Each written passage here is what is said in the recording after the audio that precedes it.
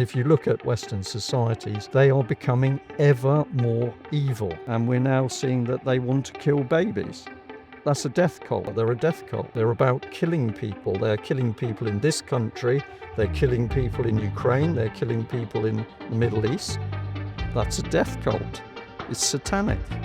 You've got people who are not like us. They do not think like us. They have not got compassion and humility and empathy to the extent they can't even understand why you would show concern about killing full-term babies. They couldn't even understand why you'd be concerned. We're dealing with people that are utterly evil in their thoughts. By their fruits you shall know them. Battle we're in, you can't sit on the fence. What's coming is going to eat all of us if we let it happen. It's going to be a dictatorship, the likes of which we've never seen.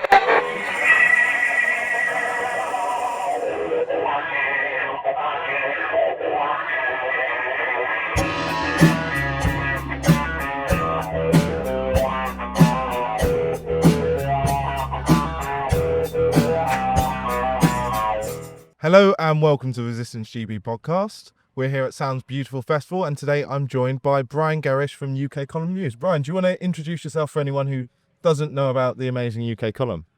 I'm Brian Gerrish from the UK Column. We produce a news report 3 times a week, Monday, Wednesday and Friday.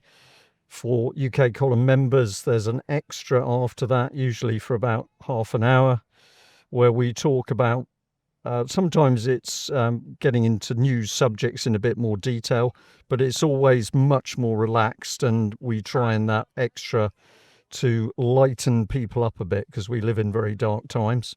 Website packed with material, interviews, articles, documentary for you to look at, and a huge amount of research over 20 years. Next year is our 20th anniversary. So an alternative media outlet grown from nothing into what we are now. And that's all been due to the wonderful support of our members over 20 years. I've got to say that's amazing, and you are quite the powerhouse. How big is your team now? How big is I should know. Thank you very much. I'll say, how many have we got now? 8, I think it is. 8 people. But the thing is, people always want us to do more, and more means that you've got to have more people to do it. So we want to grow and expand, and to do that we need more members, because the support and the people who donate to us keep us going. This podcast is sponsored by the Workers of England Union. More from them later. Speaking of your amazing coverage, I think one of the things at which you're best is your foreign affairs coverage. And so today I really wanted to ask you about what's going on in Iran. I was wondering whether you could break down the Iran situation for the viewers. Well, I'm surprised you come to me, actually, because probably out of our team, I think you'd probably go to Mike Robinson or Patrick Henningsen, or even Vanessa Beeley for talking about Iran. But I give you my opinion on it, and that is that, to me, it's now obvious that there is an agenda for regime change in Iran. And this has got to happen because Iran has been the constant block to Israel's expansion. And I also believe now that it's very clear that the agenda is for Israel to become not just an established power in the Middle East, but to become the power. And I believe that all the signs are there that the agenda is to try and create a greater Israel. And to do that, there's got to be regime change in Iran, because Iran has now fully demonstrated it is capable of keeping Israel in check. And so there's 2 things that have happened. One is that Israel has provoked a war with Iran, and Iran has demonstrated that it's got weapons systems capable of causing immense destruction in Israel without the need for nuclear weapons. And those weapons systems have clearly shown that they're capable of penetrating existing Israeli defenses. So now we've had the so-called American attack on Iranian nuclear production. Personally, I don't believe that attack was a major success. I think they did some damage, and we have to say that the means of doing that with the bunker busting bombs, 2 bombs, the second bomb down the hole created by the first one. This is a very clever attack, but it took huge American effort to do this. And I don't believe that they have crippled Iranian nuclear production. So now we've got the conundrum that Iran hasn't been dealt with, and Iran has demonstrated that it can hold Israel in check. So I think what we're going to see from here on is constant provocation of Iran because they want major conflict. They need America in that conflict to destroy Iran. And until they get rid of Iran, they can't build greater Israel. That's what I think is going on. So they're pushing us towards a World War III, are they? Well, when you say World War III, this is a very emotive topic because people immediately start to think this is about world annihilation with nuclear weapons. But we're seeing, as demonstrated in Ukraine, or even with the fighting that's happened with Israel and Iran, that you can have conflict on a very wide scale, but it isn't the end of the world. So if World War III is another major world war, not nuclear, yeah, I believe they are mad enough, these people, to want that. And you talked about the agenda being for a greater Israel. Can you explain a little bit more about the Greater Israel plan and what signs you've seen? Well, probably the best one was Netanyahu, who stood up in the UN with a crudely drawn map, which clearly showed a massive expansion of Israel, and he did it very calmly. And what have we seen after that? We've seen the annihilation of the Palestinians in Palestine, ethnic cleansing without question, genocide in my opinion, yes. So we're now seeing the plans for rebuilding in Gaza a huge new city structure, which is clearly planned well before the conflict that's been in Gaza. You're seeing Israel continue with attacks against Syria, even though supposedly they were happy with the toppling of Assad.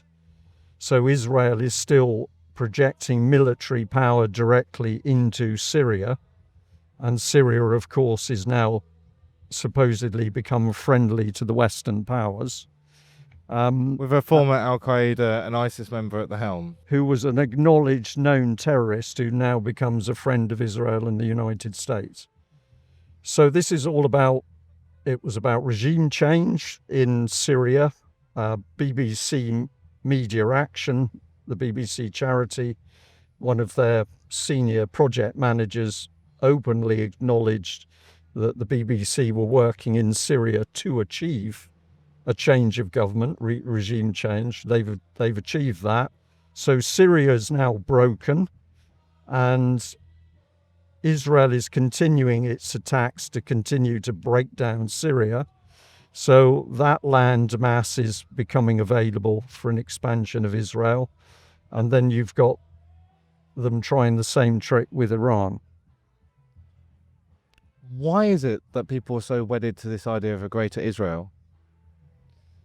I'm investigating this really because I've been on a journey to try and understand more about what the Israeli state really is and what it means. And so I will answer the question, but for me, the first thing is people have to understand what we're talking about when we talk about Israel. Are we talking about Israel, the geographic landmass? Are we talking about the Jewish population, which many people regard as Israel? Are we talking about the Zionist government of Israel? It's very complex.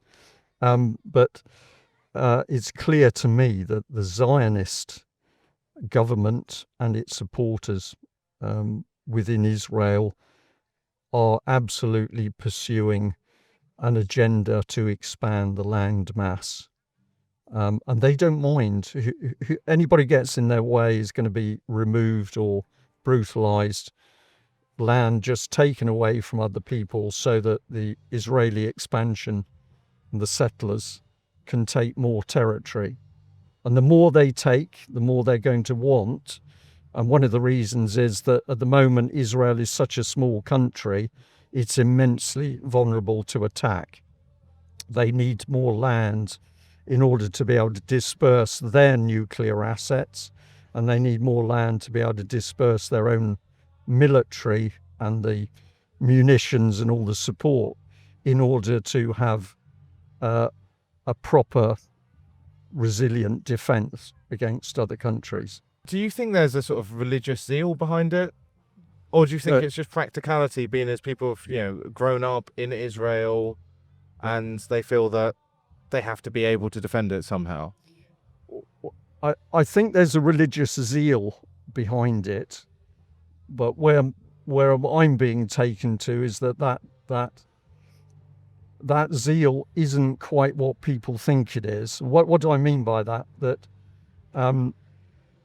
Netanyahu recently quoted from the Bible to justify what Israel was doing, and there are many Christians in UK and particularly in America, very influential Christians who just regard Israel as being one block, is Jewish,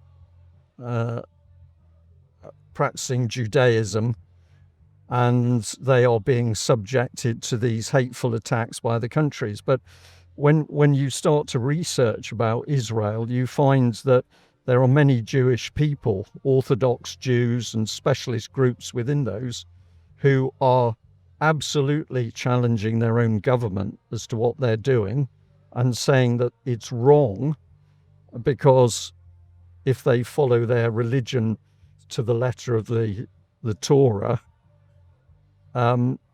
they were never to have a homeland.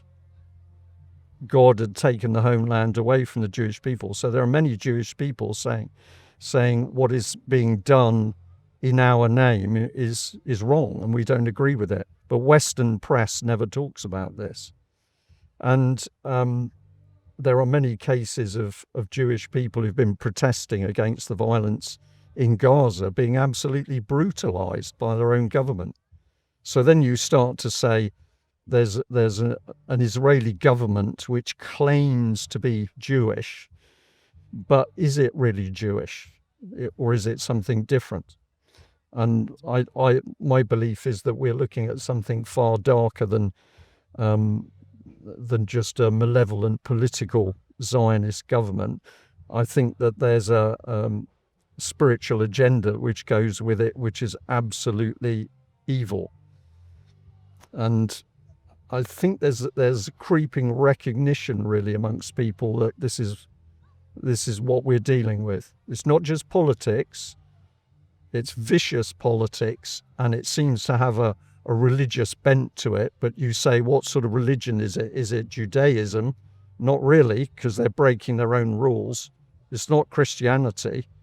You're heading towards something which is very dark. Could you give a name to that darkness? Well, I could certainly say it's evil without any trouble, that we've got a religious group who are practicing evil. And then you might want to say, well, what are they? Are these people, are they Satanists? Is that what we're dealing with? Are we? Or, well, I think there's some indications that might be the case, but it's difficult to prove. All you can do is look at what they say and what their actions are. And they have demonstrated that they are prepared to brutalize men, women, and children on a scale probably not seen since the Second World War. Well, this is evil. One thing in which I was interested was why the West becomes involved in these foreign conflicts. Well, that's an easy one, isn't it? That's because of the strength of the of the Christian Jewish lobby. So we have Jewish community embedded in America.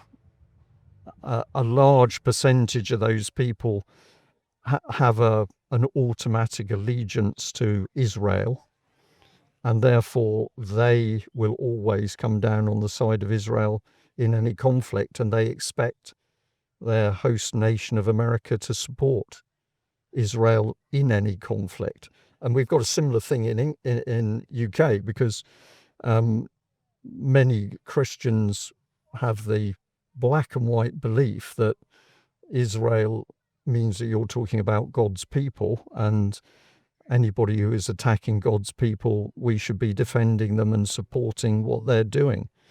But I think when you get into deeper scripture, you find this isn't true. But the bit I think I should add in saying that you've got this very powerful lobby in America, there are many people in the Jewish community who are also speaking out in criticism of what Israel is doing, but they never get a voice. You never see them on CNN, or you don't see them on Fox News. So members of the Jewish community in America, who are criticizing Israel, do not have a voice. You've got to search for them. They're there and you can see what they're saying, and they're saying not in our name, but they never get a voice. Same thing happens in UK. Well, it all seems rather strange to me that Christians obviously believe, you're a Christian. I am a Christian, yeah. Christians obviously believe Christ came down to save everyone and expand that salvation from the Jewish people to all people. Yeah. So the idea that Jews are still just the chosen people seems a bit strange to a Christian. It almost defies the basic tenet of Christianity. Well, it should be, but this is where we come to the fact that when people call themselves Christians, do they actually know what that means and what they do believe in? Do they believe in Christ in the New Testament, or are they still believing in the old books?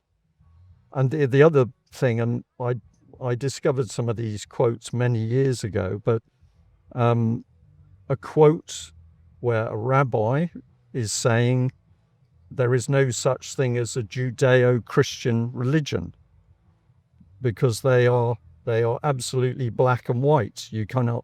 There is no such thing as a Judeo-Christian religion. And yet that term is often used when there's emotive speeches about supporting Israel. So Judaism does not support Christ.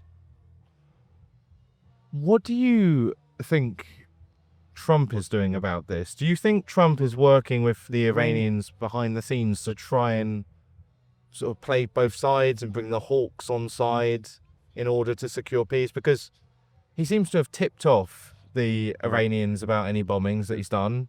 He's gone very hard in terms of words, but in terms of actions, it seems like there are a lot of things going on behind the scenes. Well, I think there are a lot of people who would like to know a lot of things about Trump and what he is and isn't doing. So it's a very difficult question.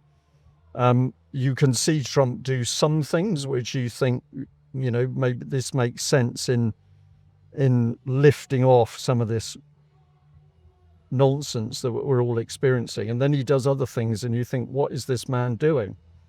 What do I see at the moment? I think that he is a wild card. Do I think he's squeaky clean and he's the political saviour? No, I don't. Has he challenged the system? Is he a rebel in the rules-based international order? Yes, I think he is. And therefore he's doing stuff which you can't predict because he's an unpredictable person.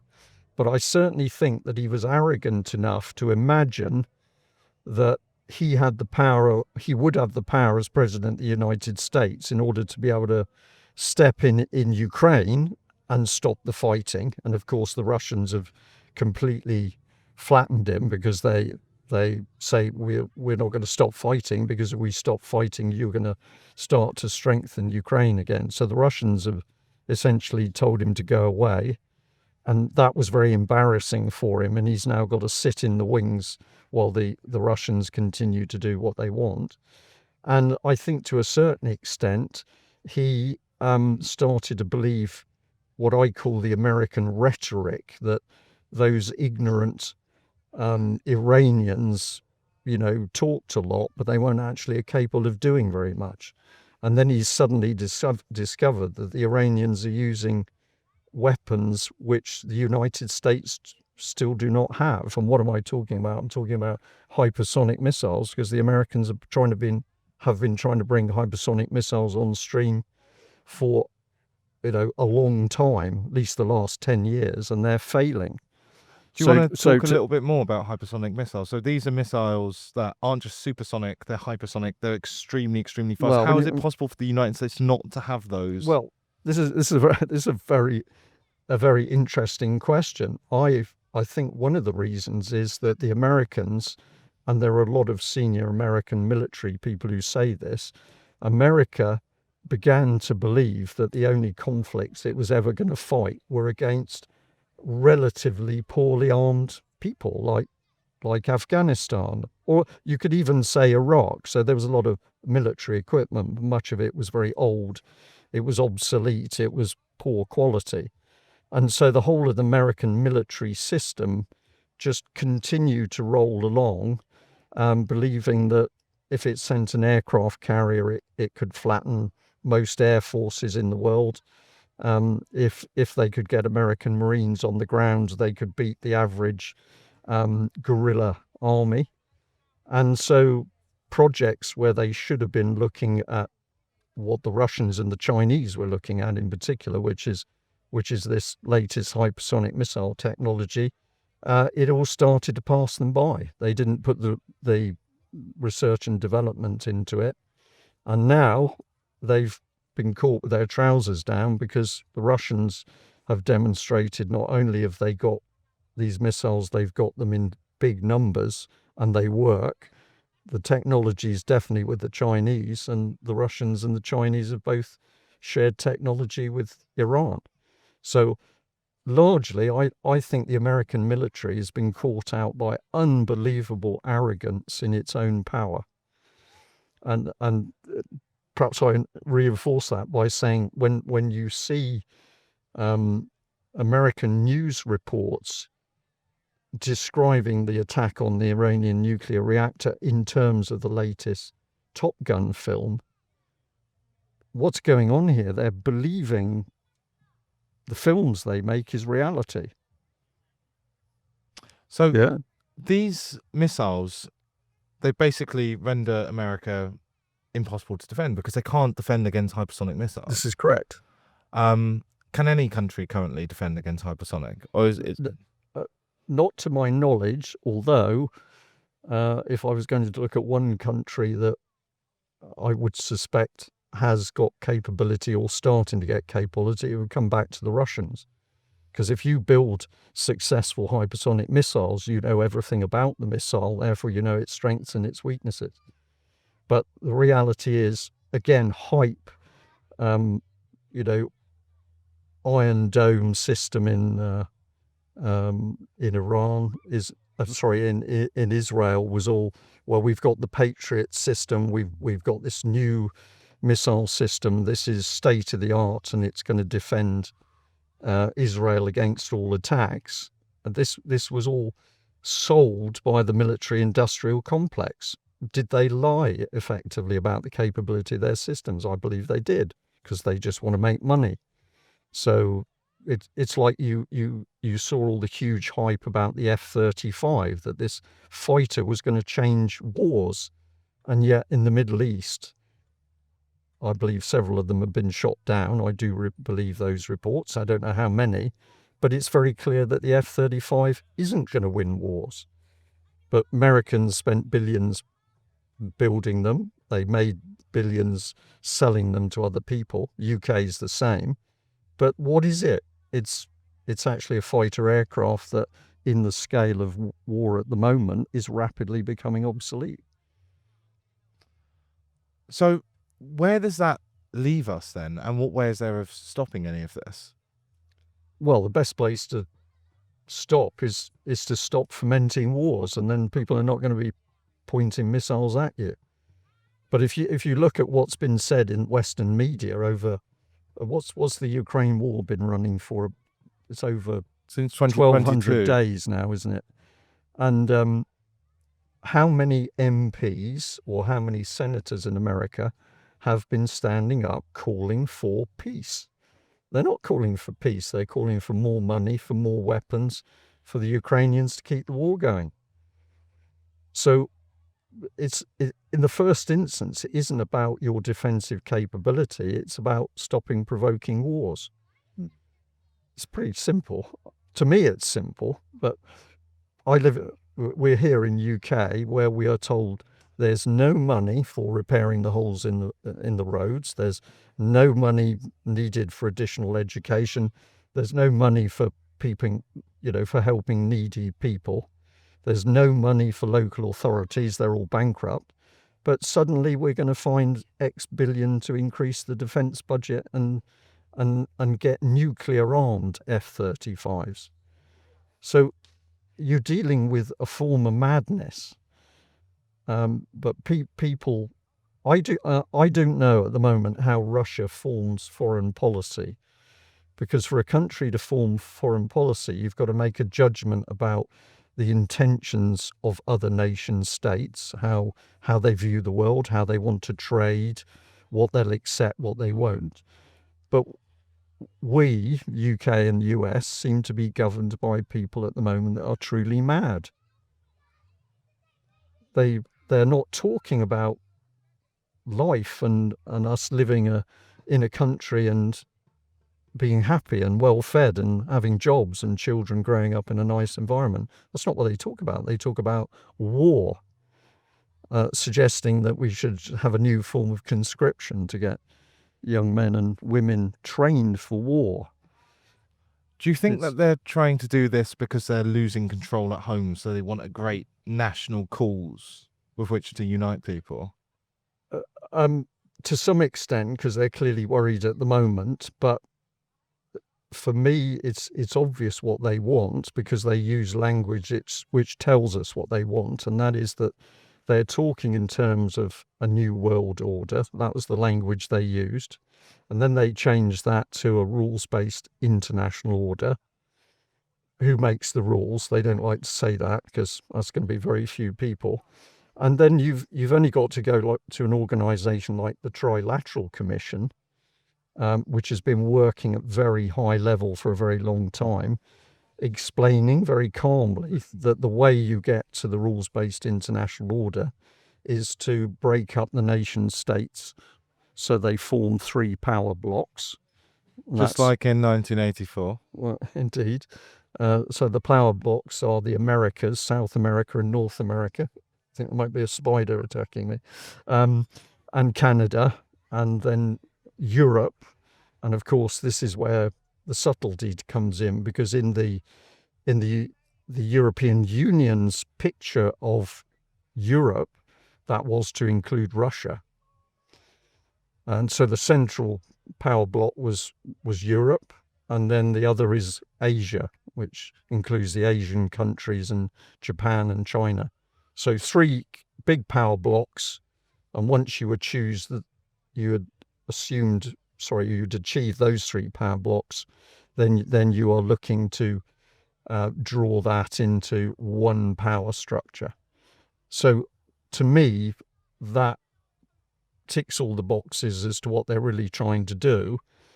But their big problem is, one, their system is not based on truth and it's not based on truth and compassion and facts. It's based on power and greed and money.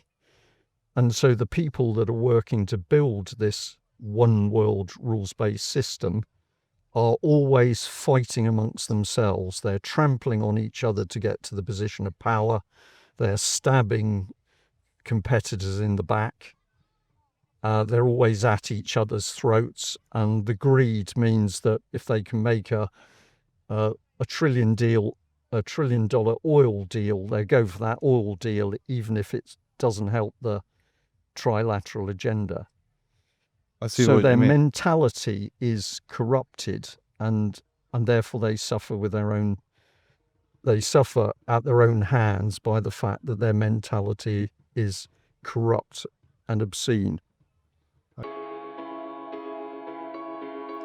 With the job market feeling more uncertain than ever, would you know what to do if something went wrong at work? Maybe a disciplinary hearing, a grievance, or a redundancy? Most of us wouldn't, which is why it truly pays to be with a good union. Workers of England is an independent trade union, which doesn't affiliate with any political party. All Workers of England union reps work for the union, making them independent from your employer so they can put you at the front of everything they do. With advice, legal representation and success, Workers of England is like a true union should be. Join the thousands of members already with the Workers of England. For more info, visit workersofengland.co.uk.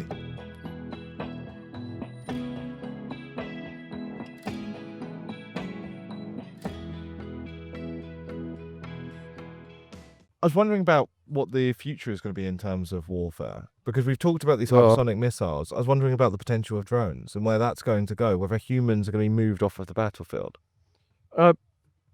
Really good question.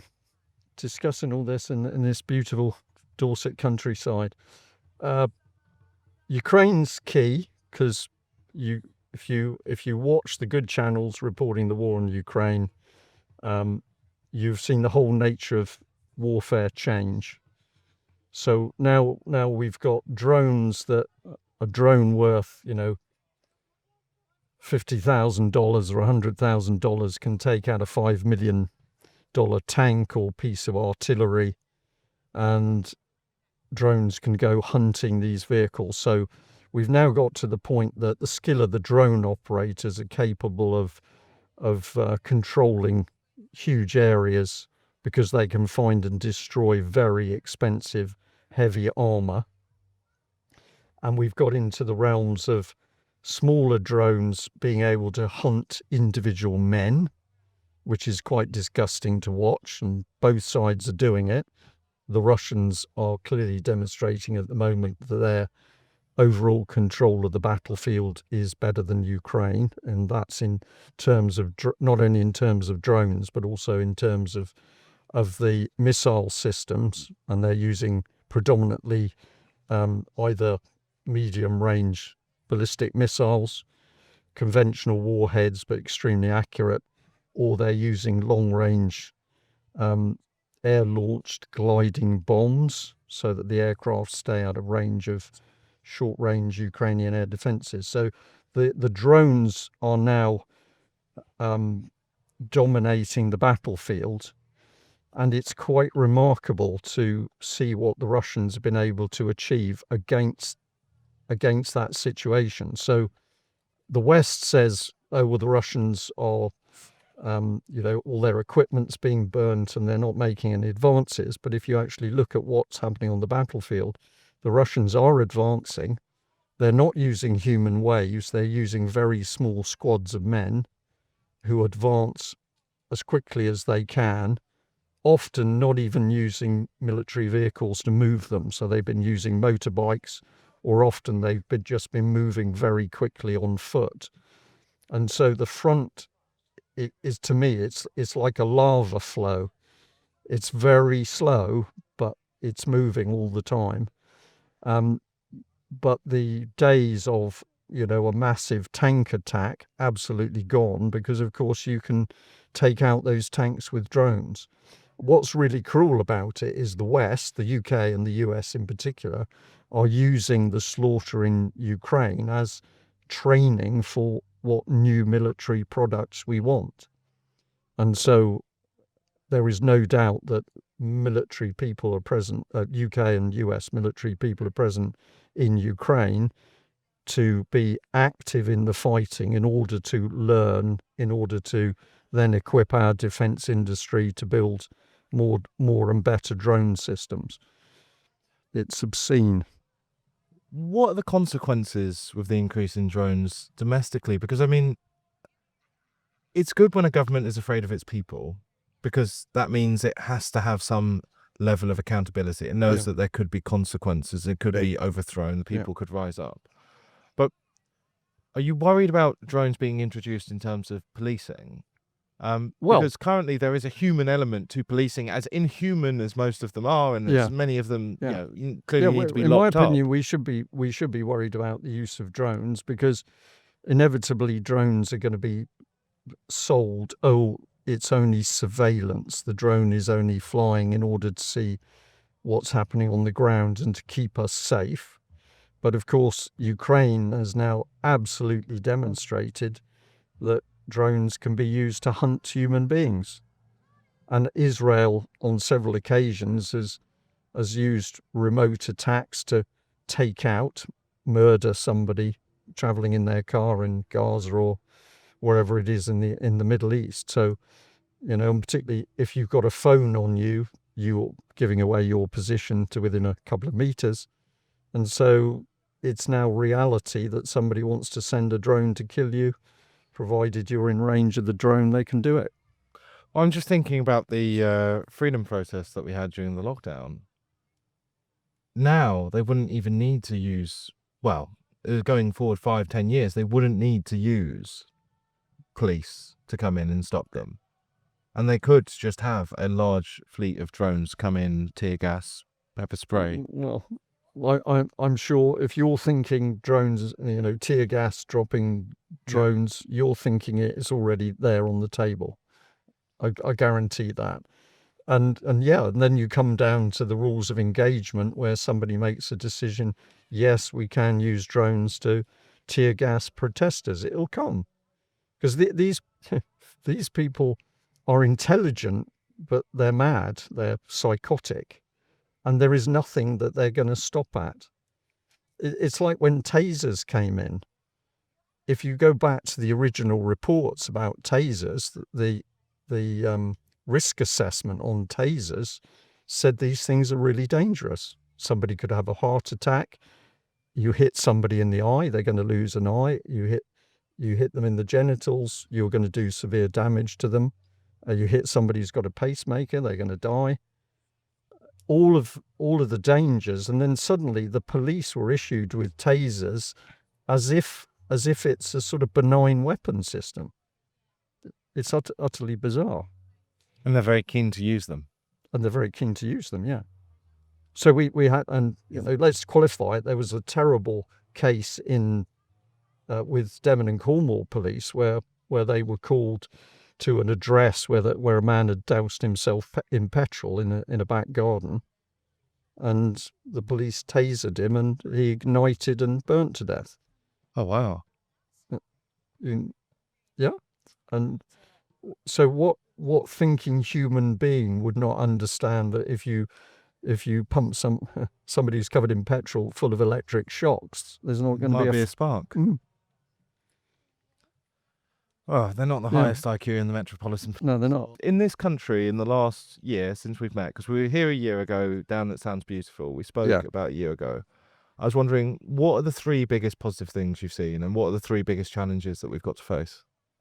Number one for me is I'm absolutely sure now that people are waking up on a scale we haven't seen before. This is people that they don't actually know what's going on, but they know enough. They know something's wrong.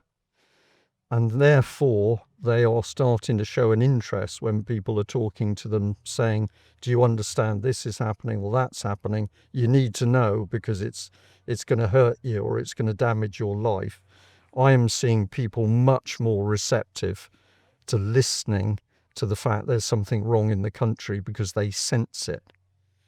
And the second thing I think is really encouraging is that the quality of alternative media, Resistance GB, UK Column, 21st Century Wire, all the people that are working really hard, the quality of the investigation and analysis and reporting has got better and better, to the extent that we now see the people trying to create the rules-based international order are stating publicly how frightened they are of the power of social media.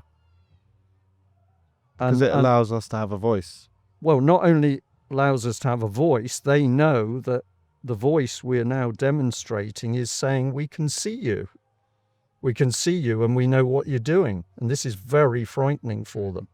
So The Guardian a while ago had an article sort of, talking about we need to do something about this rise in social media. Well, they're not worried about people that are having stupid discussions on, or, putting stupid videos on TikTok. They're not worried about cat videos. They're not worried about that. What they're worried about is the core quality social media that is actually taking the lid off what they're doing. And they never expected that to happen. And this has been echoed at high level, not just in national newspapers. We've seen World Economic Forum papers talking about the fact they've got to do something to regain control of the media. So I'm going to say, a lot of people out there, you're doing it, we're doing it, a lot of other good people, absolutely brilliant, because we're having an impact. So that's number 2. And number 3, I think I would have to say it's the fact that I think we're finally starting to see people thinking through the great, belief systems that's captured them.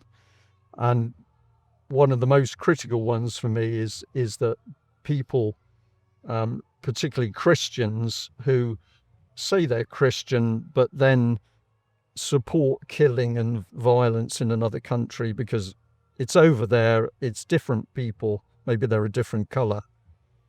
I'm now starting to see inside the Christian community, inside the Jewish community, people now really questioning what's happening on a basis we're all human beings and we ought to be talking together and working together.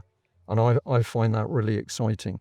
I was looking at some people talking about Iran the other day, and what the man was saying was, I am Jewish and I live in Iran, and I've lived in Iran for a very long time. I love living in Iran. There is a very happy Jewish community in Iran, and we have no wish to be governed by Israel. Are you going to hear that on the BBC? Absolutely not. But I had not studied the population of Iran, and I was not aware that there was a Jewish community that was embedded in, within Iranian culture. And those people were adamant that they wanted to stay Iranian. They didn't want to be rescued by Israel. And I thought that was a very, very interesting viewpoint. Well, it's quite interesting because it debunks everything they've been saying. Yeah. So you've given us 3 positive things. Yeah. What are the 3 challenges that you think we need to overcome primarily? When you say we, who do you mean by we? People who might be watching this and who believe in freedom in this country. Well, if it's people who they're awake and they know they're fighting something and they're trying to do something about it, the biggest challenge is egos. Because we should be at a point now where we're starting to see anybody who's serious, who's working in alternative media for peace and to get the truth out about what's going on and to get factual information out and to get people being people with each other. We should not have this situation where egos are coming to the surface and we end up with, I'll call it squabbling between groups or individuals that say they are there fighting for truth and freedom. And I think it's a really pernicious thing. It creeps up. People get a higher profile and then they start to think things about themselves, or they think they're the only one who knows what they know. And it's really destructive. If we're going to win this battle, humanity has got to come together. And I'll say we all suffer it at some time. There's an ego in all of us, and that ego really destructive. And people want to just think a little bit when they get into the next squabble with somebody, over something which is probably quite minor. Does this help what we're really trying to do? alongside of that, I'd say we want compassion, because there are too many people, they don't know what they're fighting and they want to blame somebody else for the problem. So they'll say, it's the migrants, it's the Jews. That's a pretty common one. Or it's left wing, or it's right wing, or it's Labour, or it's Conservative. So they always are trying to have just a block name for the people causing the trouble. But I'm going to say that if we think about the problem in greater detail, we come to the fact that actually we're not fighting men and politics, we're fighting a spiritual battle. And when you get to that level, people should be working together quite happily. What would I like to see for number 3? Well, number 3, is that the battle we're in, you can't sit on the fence. You could for a while, but we're now at a point where you can't sit on the fence, because what's coming is going to eat all of us if we let it happen. It's going to be a dictatorship, the likes of which we've never seen before. And it's going to go for everybody. Doesn't matter what colour you are, doesn't matter what social class, doesn't matter what religion. And so the time's come that if you recognise we're fighting evil, you've got to start to fight for the light. And how is it you come to the light, or the light channels itself through you? Because you cover a lot of dark things. I mean, you've covered a lot of children being taken away from their homes and their families. Well, and I've had somebody come to me today and talk through the Dutroux case in Belgium, which was very interesting to hear what they had to say, but very dark subject. I came to learn by some things I can't explain, but I've been on a journey, and that journey brought me to many people who taught me about spiritual matters. And initially you're quite skeptical about what people are saying, but eventually when people are saying to you the battle is spiritual and you realize it's spiritual, then everything else sort of falls into place. Because if this is a battle between a good and evil, what does good mean? And to me that means there's a loving God. If you're a Christian, you believe the way to God is through Jesus Christ. But even the Christian viewpoint is love thine enemy. So I'm not saying even if you're a Christian. If you're a Christian, you shouldn't have a problem with fighting the battle, because the Bible gives you a lot of really good information as to how to fight a spiritual battle. But you see this also echoed in other religions, where people are now saying, well, yeah, actually we're fighting evil. We're not fighting just the Western powers. For me, it's quite significant that, many of the Islamic scholars, or certainly people in the East, have talked about America being the great Satan. And for a long time, I couldn't understand that. But if you actually look at America as a country now and see the evil it unleashes on the world and the evil it does on its own people, there's some sense into what's being said. But is America the big problem? No, the problem is evil, which is controlling people and nation states. And if you want to defeat evil, you've got to become properly spiritually aware. And that means doing some homework. What's the first step there then, for someone who wants to start doing that homework? Well, for me, I was going to say, for me, the easy one is to say, start reading the Bible. But I think I'd say something that was probably a bit provocative, which is start going on YouTube and watching people who are talking about the spiritual battle and how to fight it. Because that's an easy way of grasping key points. And when you've done that, I think you'll be in a better place to go into scriptures to see what those words actually say. And there's some key scriptures, saying we're not fighting against effectively political powers. We're fighting against principalities and powers in high places. But for the modern age, people want to see videos, and there's really fantastic videos where I'll call them lay preachers, but very knowledgeable, experienced people are talking about the spiritual battle and what it is. And then people have got to be discerning, because some of the people will be false bringers of false messages. But if you go and you watch and you come back to Scripture and you're discerning, I believe that everybody is given the right message.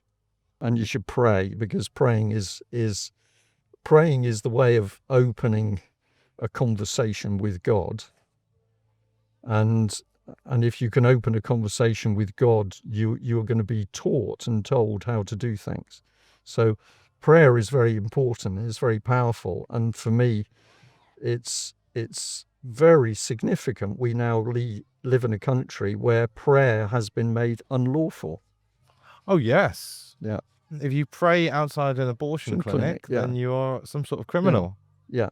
So the people who made that law, in their minds, they're telling you that praying is capable of hurting them.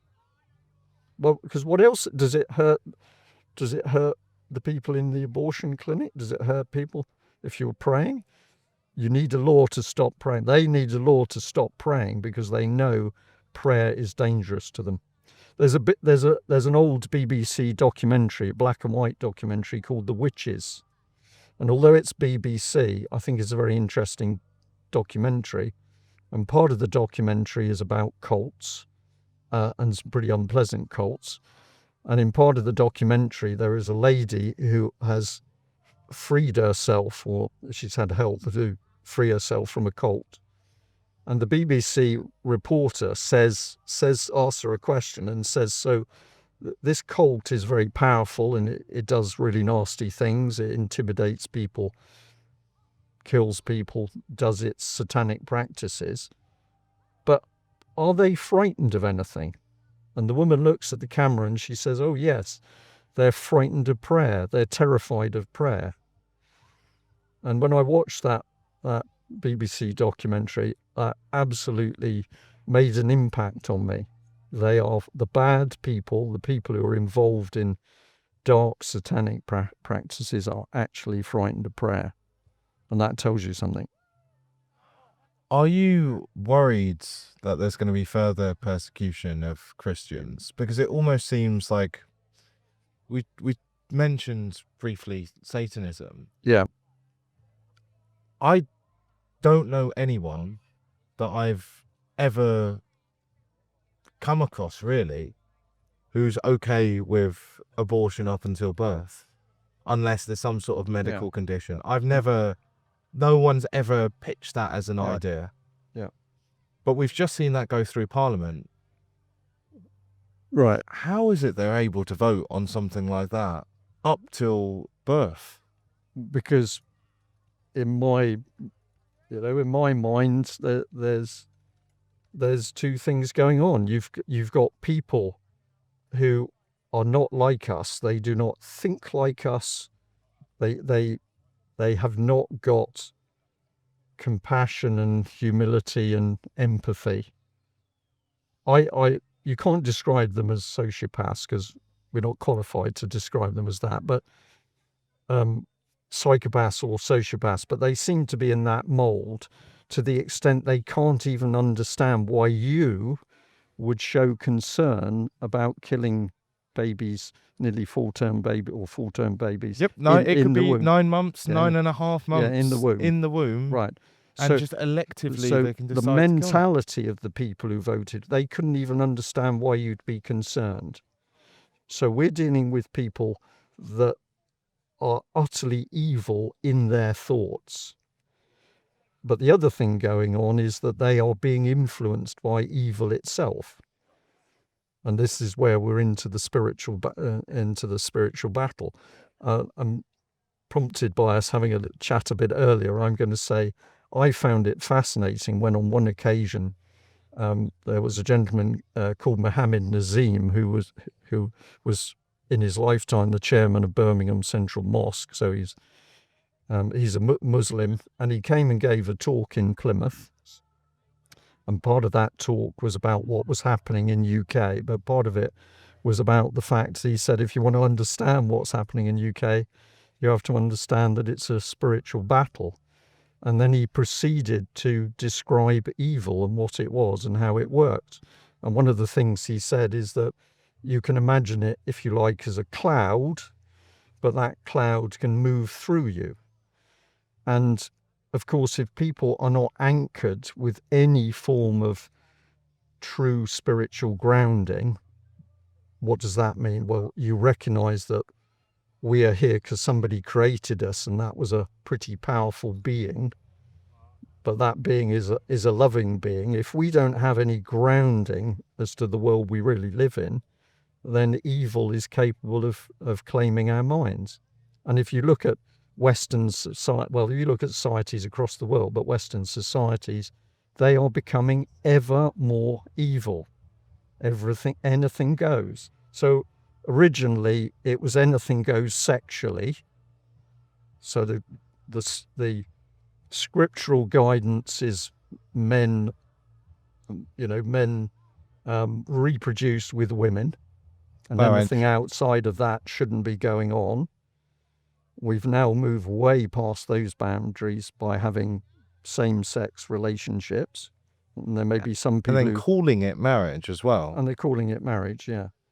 And then we are seeing the utter neglect of our elderly people. So old family members, instead of being looked after by their families, are put in residential homes or care homes, where we know that during COVID, many of them were killed off. And there's rampant abuse because a lot of them can't articulate what's happening to them. Indeed. We are seeing a rising sexualization of our children, and we are seeing a rise in abuse of children and brutality against children. And now we are seeing assisted dying. Well, we're seeing it's a death cult, isn't it? We're seeing assisted dying of older or infirm people, and we're now seeing that they want to kill babies. That's a death cult. So we by what's the biblical expression? By their fruits you shall know them. And this is what I was trying to get over when people point a finger and they say it's Russia. No, you've got to look at the individual people and who's saying what. And if we look at our parliament, individual people are making a law that means you can kill babies. So that's a death cult. And then people say, I can't understand these politicians. Well, try calling them a death cult, because then you understand what they are. They're a death cult. They're about killing people. They're killing people in this country. They're killing people in Ukraine. They're killing people in the Middle East. That's a death cult. It's satanic.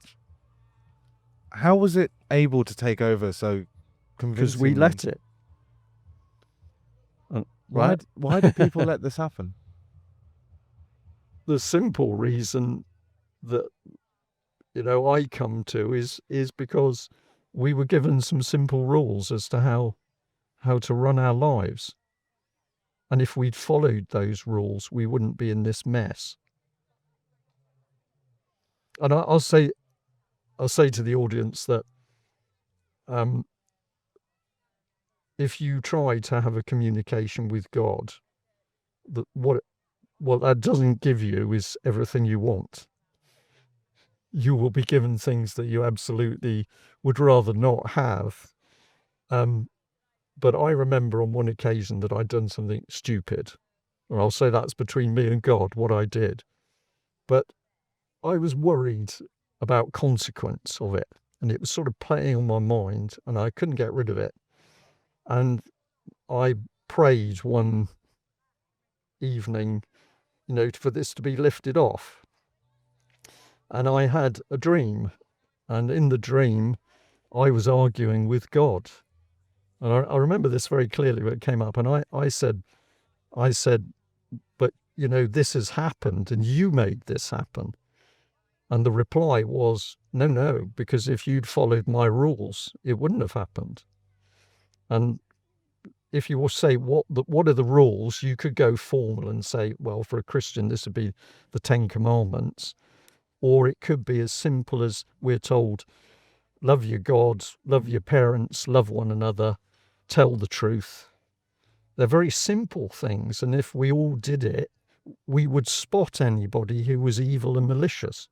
But because we've been corrupted, what's got us, it's everything from drink, drugs and rock and roll. Pornography is a big problem. We've all been pulled over to the dark side, and then you have difficulty recognizing what is actually dark.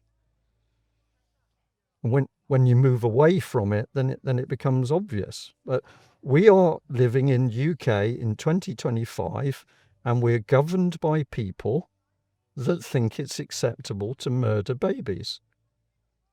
What else are they capable of? Anything. Do you think that the only way out of this is through Christianity, or could there be a secular way out of it? Because traditionally, people in this country were Christian, or even before that, they were vegan. However, we've seen Christianity wane, and what's sort of come in to replace it has been this sort of socialism or this woke agenda, this statism, if you will, which is automatically hostile to God. Yeah, it's a different religious cult, if you will. Do you think there's a secular way of replacing? I do, because, I think the two run together. Firstly, whatever label we put on ourselves, if I could call myself a Muslim, or a Christian, somebody is a Buddhist or whatever. But the thing I think is absolutely true is whatever label we put on ourselves, everybody has a connection with God. And it's that connection that gives every human being an innate sense of right and wrong, and what it is to be loving, and what it is to look after fellow man and woman and love the family. These are all, and to tell the truth, and all, there's certain key attributes to a human being, which it doesn't matter which country you go into, each human being's got this set of values. And if they're true to those basic values, I believe that those values were put there by God. And so they don't need a label that they're a Muslim or they're Jewish or whatever, because we're all connected with God. However, I think it is true that within teachings across the globe, there are wise words. Some people would say inspired words, because God has motivated a human being to write the words. That's how some people think. But I think that we can go to scriptures and you can see the guidance.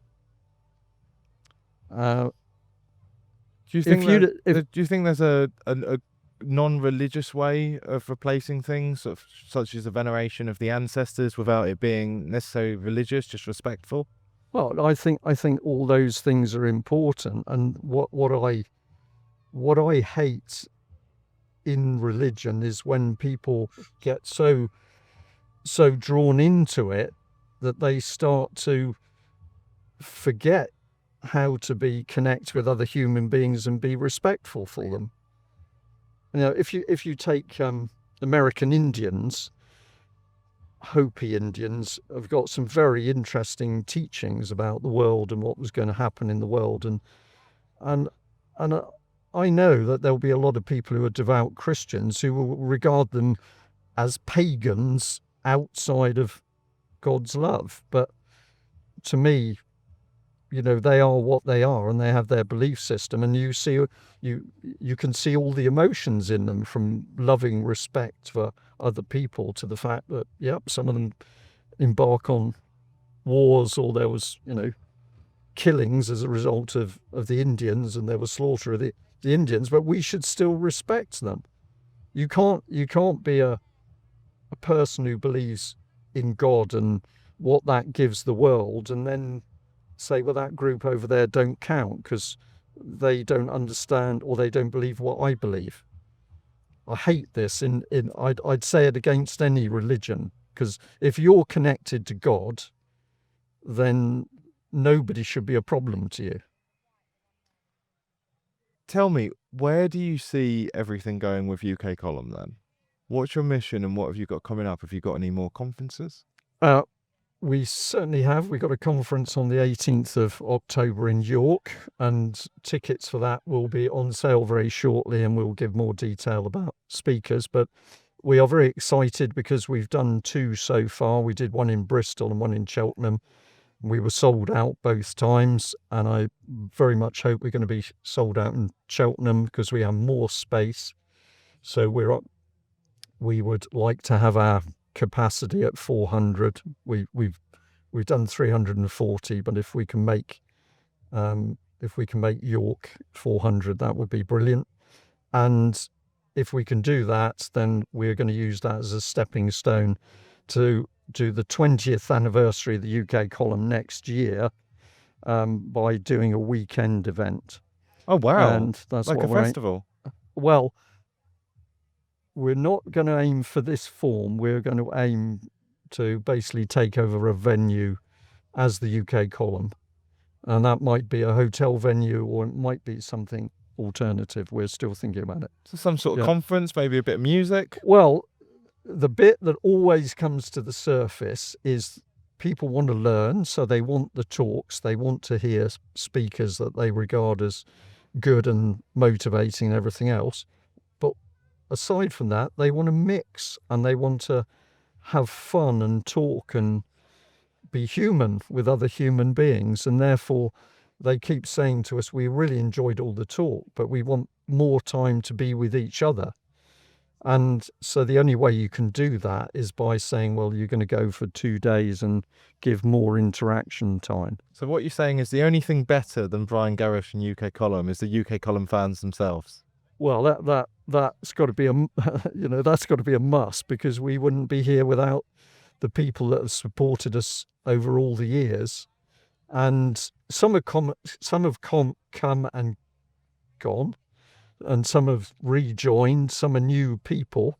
There was, COVID was an amazing time because we had a huge boost in people who were signing up to be monthly members and helping to fund us. There was a drop-off after people got comfortable after COVID. You could see a drop-off. And at the same time, we got people saying, will we do more? Will we do 5 days a week? Will we produce some more documentaries? And we want to do all of that, but the only way we can do it is we need more people, and that means more money. Are you going to do any more on-the-ground footage? Because I find this quite interesting, because we go on the ground quite a lot. We cover a lot of the protests and the events live on the ground. Yes, we would like to do more of this, absolutely. And it's very interesting because you've based your media production around doing a lot of that, getting out on the streets and seeing what people. We have tended to be in the studio. In the studio with greater geopolitical content, but also a lot of what we're talking about is absolute research based. So we're showing documents, or we're showing what's been said, or what policies are that nobody else is covering. And if we look back at our 20 years of UK column coverage, our database of papers and reports is just incredible. If a subject comes up now, the first place we go to search on it is our own database, because in one or other news we will have reported on it. But I admire what you're doing, because people want to see positive things now, because life is getting scary and it's heavy for them. And going out on the streets and reporting when people are trying to do things, this is positive and it's uplifting. And we need numbers, more numbers of people coming onto the light side is what's going to win this battle. So I think what you're doing is great, and we'd like to be doing more of that ourselves. Wonderful. And we're here, aren't we? That sounds beautiful. So Yeah. wrapping up, let's ask you, what's it been like being down here? Obviously, I know all your fans have been coming down to UK Column Tent. It's lovely. I like it as well, because we're here, we're wandering around, we're talking to people, we're having fascinating conversations about interesting things. Can be anything from, what's happening in the Middle East to agricultural, growing food, or health. So lots of different conversations, and then people want to be here to enjoy themselves and relax, and that's a lovely environment, because we also need to de-stress as well. And you come here and it's just lovely meeting people who are all wonderful people. They're treating each other with respect and they're having fun interact. This is what life should be like. Not necessarily living in tents, but people should be together and respecting each other and talking and having fun and debate and having a laugh, playing music. If we didn't have the people we have governing the country at the moment, society could be like this. Hopefully one day soon. Yeah, we just need to sort them out in the most loving way. I look forward to you sorting them out, Brian. Yeah. Where can people find UK Column then? ukcolumn.org is the main channel, and that's the best place to start. You can watch all of the news programs are streamed live via the UK Column website, and then we try and push it out on as many other channels as we can. We're there on Facebook. We're still we got channel on Telegram. We are pushing out all over the place, but go to the UK Column website first, and that will start you on your journey to see where we are.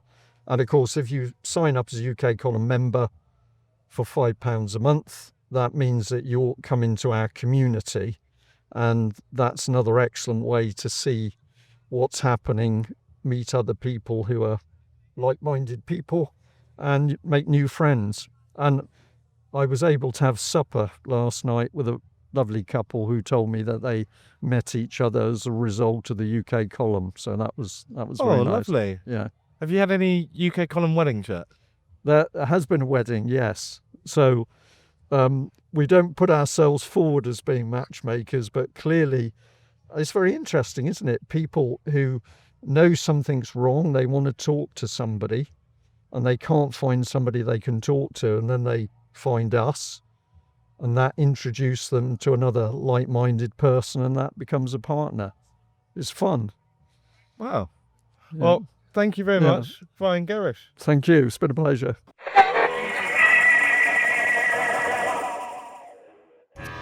If you appreciate what we do, help us cover our costs, back our freedom journalism on Patreon from £3 a month, and get loads of extras and behind the scenes.